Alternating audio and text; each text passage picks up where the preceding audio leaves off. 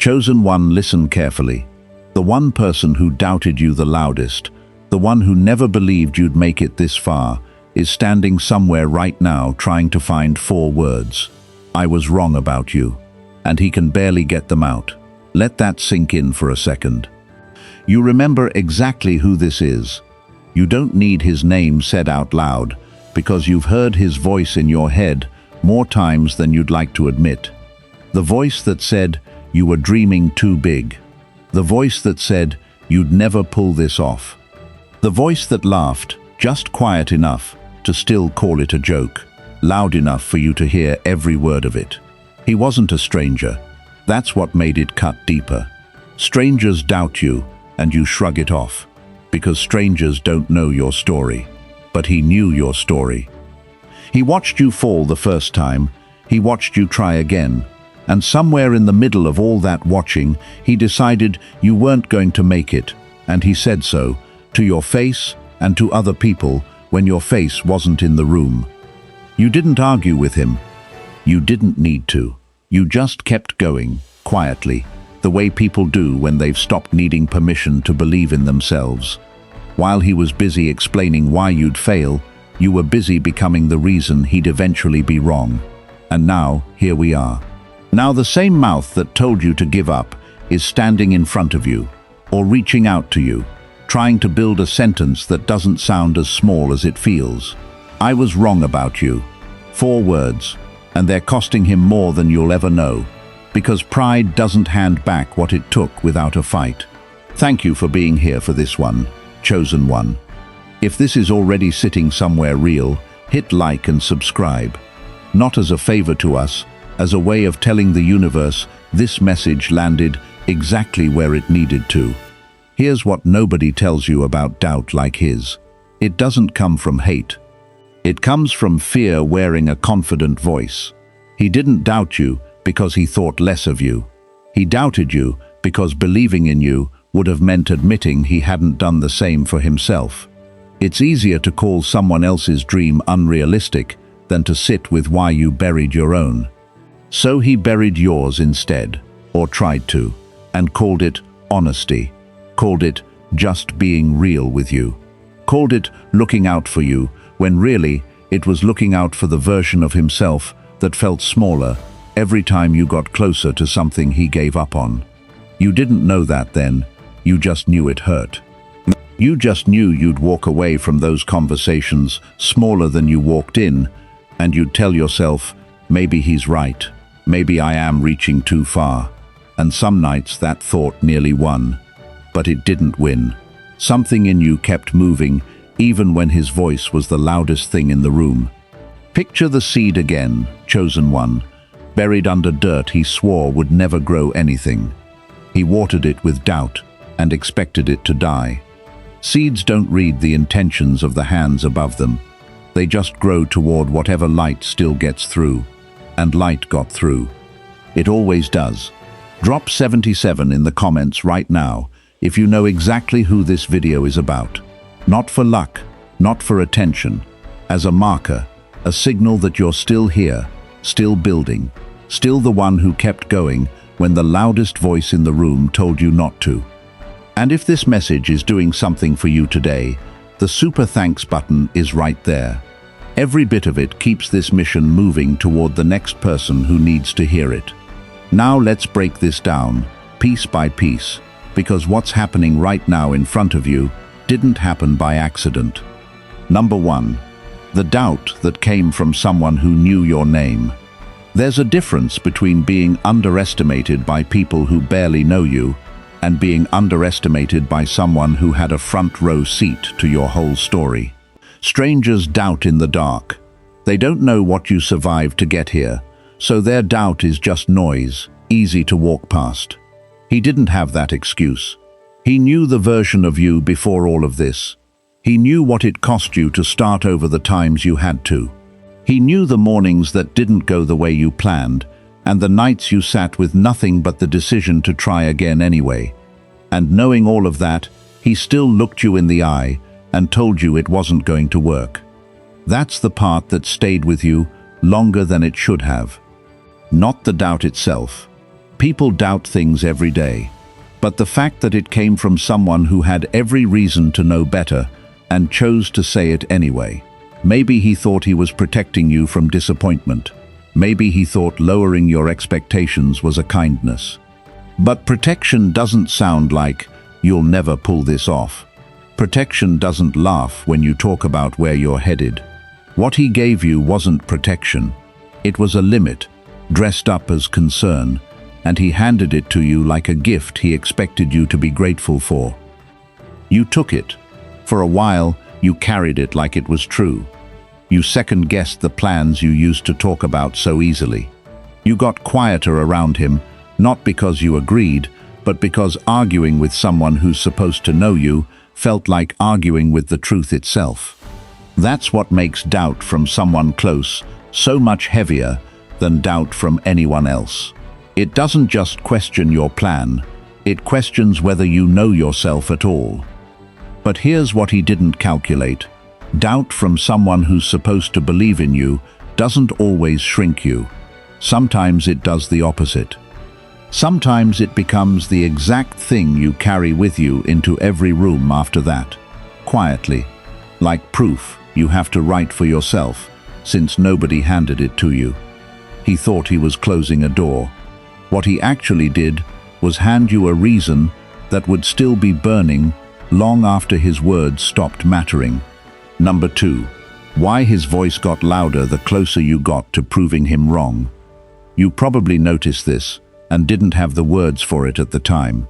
The closer you got to actually doing the thing he said you couldn't do, the louder and more frequent his doubt became. That's not a coincidence, chosen one. That's what fear sounds like when it senses it's losing an argument it never wanted to have out loud in the first place. Think about it. If he genuinely believed you'd fail, he wouldn't have needed to keep saying it. Certainty doesn't repeat itself. Certainty says its piece once and moves on, because it trusts the outcome to prove it right without any more effort. Only uncertainty needs to keep talking. Only someone standing on shaky ground needs to remind everyone, including himself, why the ground is supposed to be shaking. Every time you took a step forward, something in him needed to counter it. A new reason it wouldn't last. A new, just being honest comment, dressed up as advice nobody asked for. A new sigh when your name came up, like he was already mourning the disappointment he was so sure was coming. He wasn't reacting to your failure. There wasn't one to react to. He was reacting to the possibility that you might actually make it, and that possibility scared him more than he ever admitted. Imagine standing near someone who's holding a door shut with everything they have, insisting nothing's on the other side, while you can already feel it pushing back. That was him, not because he wanted to see you lose. Most people who doubt you loudly aren't rooting against you out of cruelty. They're bracing against a version of the future where you outgrow the story they told about you and about themselves a long time ago. You didn't fight him on it. You didn't need to win the argument.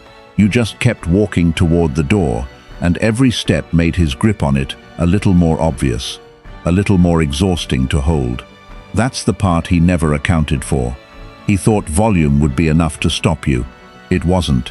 It just became the soundtrack to the exact thing he was trying to prevent. Number 3, the silence that scared him more than the plans ever did. At some point, you stopped explaining yourself to him. You didn't announce it. You didn't have a conversation about it. You just noticed one day that you weren't bringing him your ideas anymore, weren't asking what he thought, weren't waiting on his reaction before deciding how you felt about your own life. And that silence, chosen one, did more damage to his certainty than any argument ever could have. People like him mistake your explaining as a need for their approval. As long as you kept trying to convince him, he could keep believing his opinion mattered enough to shape your decisions. The moment you stopped, something shifted. Your silence told him something your words never could. It told him you'd already made peace with moving forward without his permission. That's a strange kind of quiet for someone to sit with, especially someone used to being the one whose opinion carried weight. He was used to being consulted, used to being the voice that got the final word, used to watching you hesitate just long enough to see if he approved. And then one day that hesitation was gone, and he had nothing left to push against, because you'd stopped handing him the rope. Imagine a tug of war where one side simply lets go. There's no dramatic collapse, no loud moment of defeat. The other person just stumbles backward into the space where resistance used to be, confused by how much weight they were pulling against that isn't there anymore. That's what your silence did to him. He kept bracing for pushback that never came, because you'd already left the argument behind without telling him. You didn't go quiet out of anger. You went quiet because you'd finally understood something important, that you don't owe your dreams to anyone's approval, especially not someone who's already decided the ending before you've even started the story. And that quiet unsettled him in ways his own doubt never did to you. Number 4. What he saw from a distance that he'd never admit to your face. Once you stopped needing him in the conversation, he didn't disappear. He watched. From a distance, quietly, the way people watch things they're not sure how to feel about anymore. He saw the version of you that kept showing up on the days it would have been easier not to. He saw the plans he mocked, slowly turning into something real, piece by piece, without any input from him at all. That kind of watching does something to a person over time. It's easy to doubt someone's plans when they're still just words. It's much harder to keep doubting when you're watching the results build in front of you, quietly, consistently, without any of the collapse you predicted. Every week that passed without the failure he promised chipped away at the story he'd told himself about you, and about his own certainty. He never said anything during this part.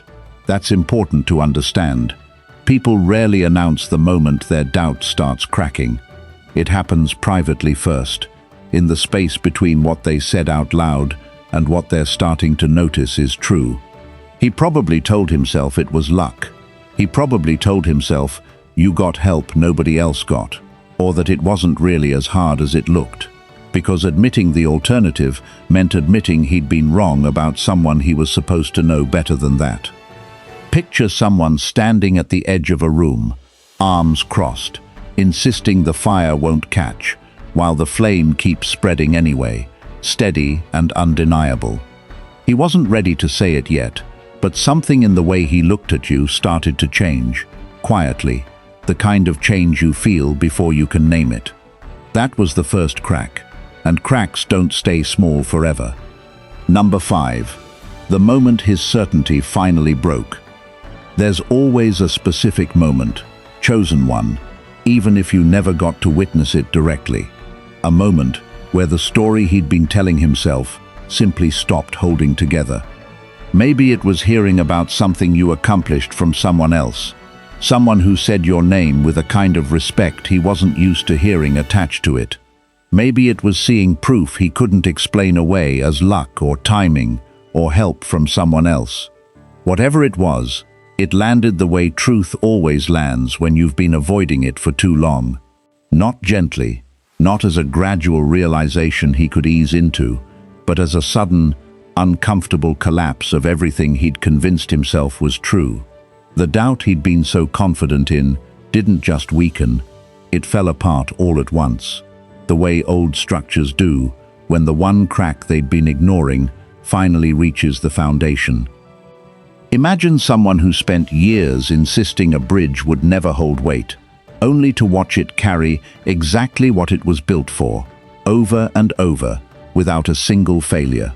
At some point, continuing to argue against what's standing right in front of you stops being stubbornness and starts being denial. He couldn't deny it forever. Nobody can. Reality has a way of getting louder than pride, eventually. This is the part he'll never fully explain to you, because explaining it means admitting how long he sat inside a version of the story that had already stopped being true. But you don't need him to explain it. You already know what happened. He ran out of ways to be right about you, and for the first time in a long time, he had to sit with the discomfort of being wrong about someone he thought he understood better than anyone. Number 6. Why he started avoiding the conversations he used to start. You probably noticed this shift before you had language for it. He stopped bringing up your plans. He stopped offering the opinions he used to hand you without being asked. Where he used to fill silence with warnings, he started filling it with something closer to careful neutrality, like a person walking around a subject he's not ready to face directly. That avoidance is its own kind of confession. People don't go quiet about things they still feel confident about. They go quiet about the things that are starting to embarrass them. Every time your name came up around other people, and someone mentioned what you'd built or where you'd gotten to, he had to sit there holding the memory of every time he'd said it wouldn't happen. And that memory got heavier every single time. Think of someone standing near a fire they insisted would never catch, now having to explain to everyone else in the room why they're not standing closer to warm their hands. He couldn't say, "I told you it would work," because he never said that. He couldn't say, "I always believed in them," because that wasn't true either. So he said nothing, and let the silence do the work of covering what he wasn't ready to admit out loud. This is usually where the real shift starts, chosen one, not in a dramatic confrontation, but in the quiet retreat of someone who realizes the version of the story they were so sure of has stopped matching reality. He wasn't ready to apologize yet, but he'd stopped being able to defend what he used to say so easily, and that alone is its own kind of surrender. Number 7. The weight of being wrong about someone you were supposed to know. Here's something worth sitting with for a moment, chosen one. Being wrong about a stranger costs almost nothing. You shrug, you adjust your opinion, you move on with barely a second thought, because a stranger's story was never really yours to get right or wrong in the first place. Being wrong about someone close to you costs something entirely different. It means re-examining every conversation where you were so sure of yourself. It means realizing your certainty wasn't wisdom, it was just fear wearing a confident voice. That's the weight he's been carrying, whether or not he's said it out loud yet. Every time he watches you succeed at something he swore you couldn't do, he's not just watching your win, he's replaying every dismissive comment, every eye roll, every just being honest conversation, and measuring it against a version of you he clearly never fully understood. That kind of reckoning doesn't happen quickly, and it doesn't happen comfortably. Some people carry that weight and never say anything about it. They just quietly adjust, quietly soften, quietly start speaking about you differently to other people without ever addressing it with you directly. Others carry it long enough that it becomes unbearable to hold in silence, and that's when you get what you're seeing now. Someone standing in front of you, trying to build a sentence heavier than anything they've said to you in years. I was wrong about you. 4 words. It sounds simple. It isn't. Those words require someone to admit they misjudged, not just a situation, but a person, and that person is someone whose respect they clearly still want, even if they spent a long time acting like they didn't need it. Chosen one, before we go further into this, if you've felt this exact weight before, being doubted by someone who was supposed to know better, drop 77 in the comments. Let's see how many of us have carried this same story. And if this message is doing something real for you today, the super thanks button helps keep messages like this reaching the next person who needs to hear it. Number 8. Why the apology is coming out clumsy instead of clean. You'll notice something if you pay attention to how this moment actually plays out. It's not smooth. It's not the polished, well-rehearsed apology you might have imagined at some point, back when you still wanted one. It's clumsy. It's stumbling. It's someone who's used to being the confident voice in the room, suddenly having no idea how to say the one sentence that actually matters. That clumsiness is real, chosen one, not performance. People who are used to being right don't get practice apologizing. They don't have a script for it, because they've never needed one before. So when the moment finally comes, when the weight finally gets too heavy to carry quietly, what comes out isn't eloquent. It's halting. It's, I didn't think, I was wrong about you, said in pieces, like someone handing you something breakable they're not sure how to hold correctly. Don't mistake that clumsiness for insincerity. If anything, it's the opposite. A rehearsed apology is easy to be suspicious of. A clumsy one that clearly cost the person something to get out, is usually the most honest kind there is. He's not performing humility for an audience. He's standing in front of the one person whose opinion apparently still matters more to him than he ever let on, trying to say something he's never had to say before, and failing to make it sound as smooth as everything else he's ever said to you. Picture someone who's spent years being the one with the answers, suddenly standing in a room with none. That disorientation is written all over how those 4 words come out of him. And chosen one, that struggle says more than a perfectly worded apology ever could. Number 9. What his humility is really asking of you. Here's the part worth being honest about. When he finally gets those words out, whatever comes next isn't really about him anymore. It's a question sitting quietly underneath everything he's saying, even if he never asks it directly. What do you do with someone who doubted you the loudest, now that he's standing in front of you, smaller than you've ever seen him? There's no single right answer here, and nobody gets to hand you one, including this video.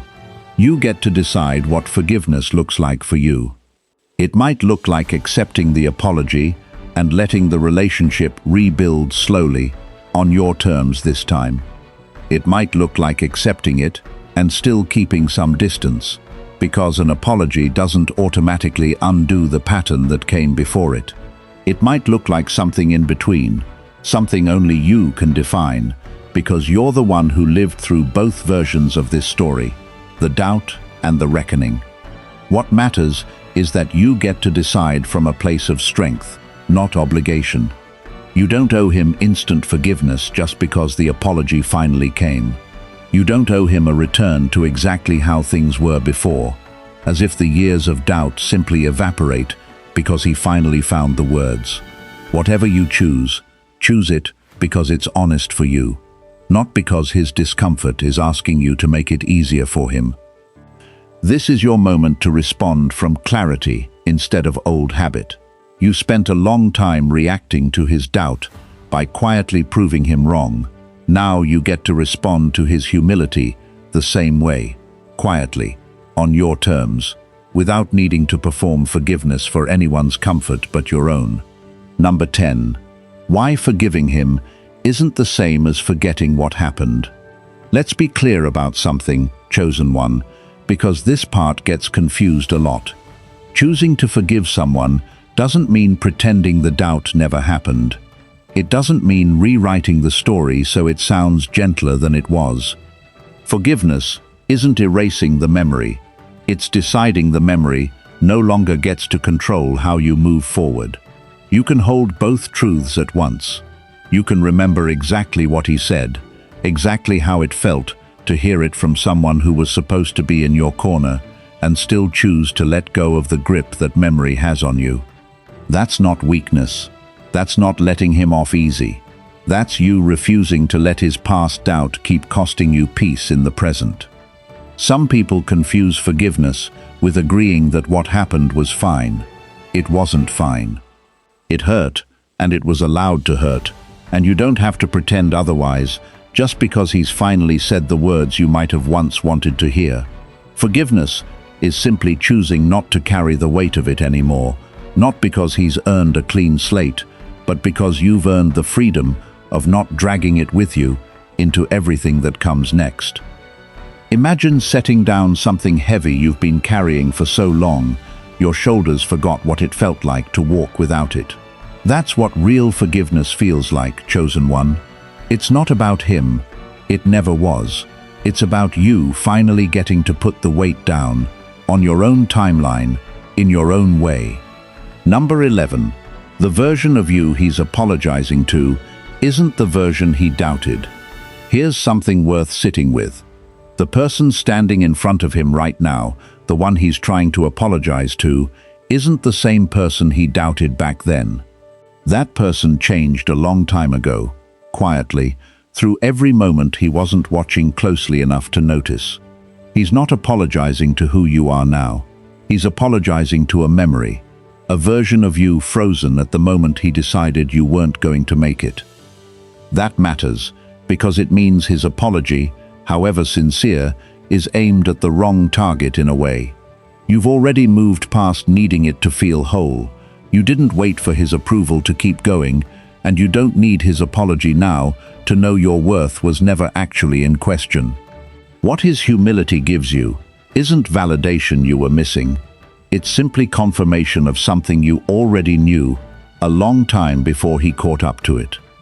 That's an important distinction, chosen one, because it changes how much power this moment actually has over you.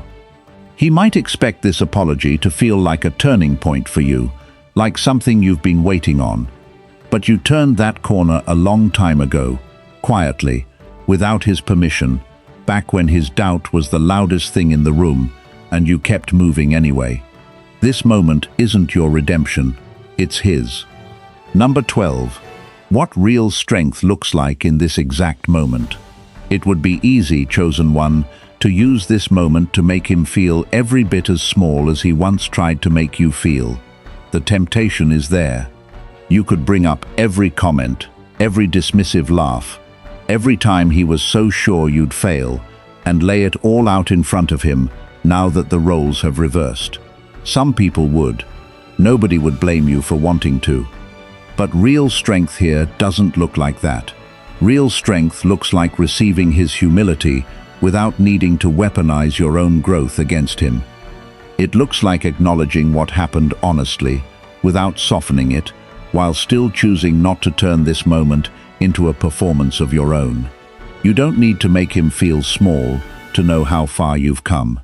The distance between where he thought you'd end up and where you actually are speaks for itself. It doesn't need your help. Think of it like standing on solid ground after years of being told the ground wouldn't hold you. You don't need to point at the ground repeatedly to prove it's there.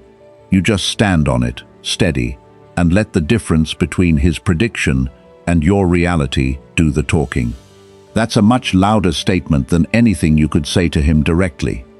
This is the kind of strength that doesn't need an audience, chosen one. It's quiet, it's controlled, and it's entirely yours. And it says more about who you've become than any comeback ever could. Number 13. What comes after the apology? Whatever you decide to do with his 4 clumsy words, chosen one, here's the truth that matters most going forward. You didn't get here because he eventually believed in you.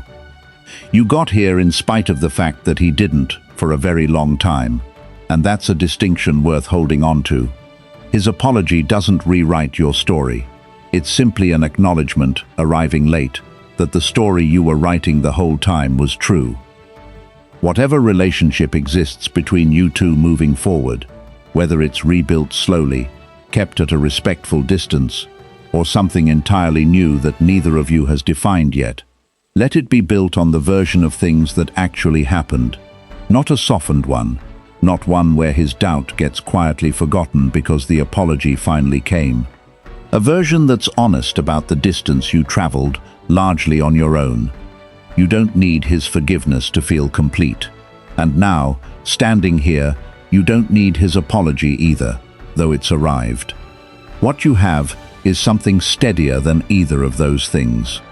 You have proof, built slowly, quietly, on your own terms, that you were right to keep going when the person who was supposed to know you best told you not to. That proof doesn't depend on his 4 words. It was already yours. So let him say them, clumsily, sincerely, however they come out.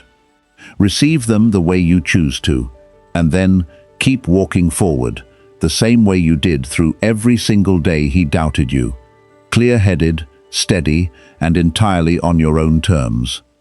If this message found you today, chosen one, and it hit something real, let us know. Drop 77 in the comments one more time, hit like, subscribe, and share this with someone who needed to hear that being doubted by someone close doesn't get the final word on your story. You do. Thanks for watching. We will see you in the next video. Until then, take care and goodbye.